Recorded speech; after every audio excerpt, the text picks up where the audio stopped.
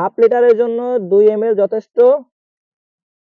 এটা দেওয়া হয়ে গেলে এই বোতলটা কেমন কালো বর্ণের হয়ে গেছে। এখন এইটা যেসব গাছের মধ্যে হালকা পরিমাণ আপনাদের গুটি দাঁড়িয়ে গেছে সেখানে আপনারা স্প্রে করবেন, তাহলে আপনার মুকুলটা নষ্ট হবে না।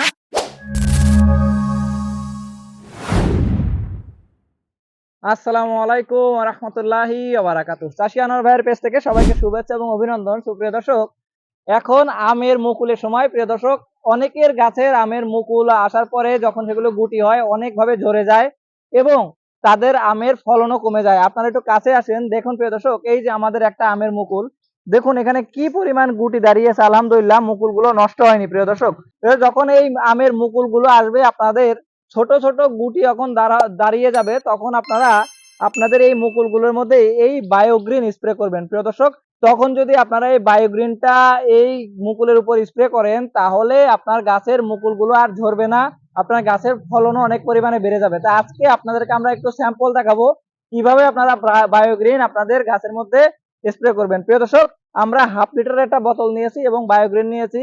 বায়োগ্রিন ব্যবহার করা যায় প্রতি লিটারে 4 ml করে। প্রিয় দর্শক, 4 ml 1 লিটারের জন্য। তো আমাদের যেহেতু হাফ লিটার আমরা বোতল ব্যবহার করছি, এখানে আমরা 2 ml বায়োগ্রিন ব্যবহার করব। দর্শক, এই যে আমরা একটা মাপার জন্য একটা যন্ত্র নিয়ে নিয়েছি। এখানে এটার মধ্যে আমরা 2 ml নিব। আমরা 2 ml নিয়েছি এবং এটা আমাদের যে পানি আছে পানির সাথে মিক্স করব। হাফ লিটারের জন্য জাস্ট 2 ml যথেষ্ট। প্রিয় দর্শক,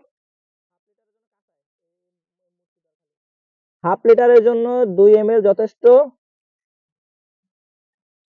এটা দেওয়া হয়ে গেলে আপনাদের বোতলে মুটকিটা লাগিয়ে কিছুক্ষণ ঝাঁকিয়ে নেবেন। প্রিয় দর্শক, দেখতে পাচ্ছেন এই বায়োগ্রিনটা পানিতে মিক্স করার পরে এই বায়োগ্রিনের আমাদের এই বোতলটা কেমন কালো বর্ণের হয়ে গেছে। এখন এইটা যেসব গাছের মধ্যে হালকা পরিমাণ আপনাদের গুটি দাঁড়িয়ে গেছে সেখানে আপনারা এই বায়োগ্রিনটা স্প্রে করবেন, তাহলে আপনার মুকুলটা নষ্ট হবে না। দর্শক, দেখতে পাচ্ছেন আমাদের এই মুকুলটার মধ্যেও কত সুন্দর সুন্দর করে ছোট ছোট গুটি দাঁড়িয়েছে। এখন আমরা এই মুকুলটার মধ্যে আমাদের এই বায়োগ্রিনটা আমরা স্প্রে করব। প্রিয় দর্শক, হালকা করে স্প্রে করে আপনি ভিজিয়ে দিবেন।